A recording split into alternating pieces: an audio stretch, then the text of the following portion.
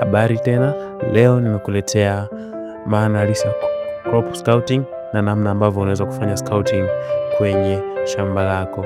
Cha kwanza, crop scouting ni kitendo cha kukagua shamba mara kwa mara ili kubaini wadudu waharibifu mapema. Unaweza kugundua magonjwa ya mimea, kuangalia ukuaji wa mazao, kufuatilia hali ya udongo au unyevu katika eneo lako. Ukaguzi huu husaidia kuchukua hatua mapema kabla tatizo halijawa kubwa. Mambo ya kuangalia kwenye mimea michanga. Katika hatua za mwanzo kama zinavyoonekana kwenye picha, wadudu unaweza kuangalia pia.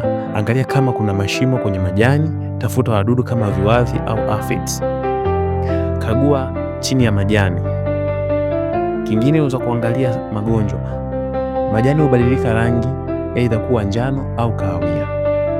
Madoa kwenye majani au mimea kunyauka. Nafasi ya mimea au spacing. Pia unaweza kuhakikisha spacing ya mimea yako ni sahihi katika shamba lako au bustani yako. Tambua sehemu ambazo mbegu hazijaota. Ina maana unaweza kufanya replacement au gap filling. Umuhimu wa scouting: cha kwanza, inapunguza gharama za dawa, huzuia upotevu wa mavuno, husaidia mimea kukua kwa afya, huongeza ubora wa mazao. Sasa scouting ni vizuri ifanyike mara ngapi?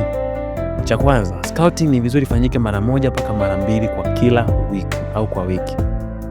Baada ya mvua kubwa, baada ya kupanda au kuweka mbolea, hakikisha unafanya scouting. Ukishaweka mbolea, hakikisha unafanya scouting.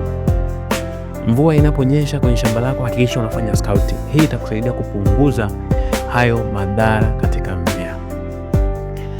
Kwa video kama hizi, usisahau kusubscribe, comment na kushare ili kila mtu aweze kupata elimu ya kilimo.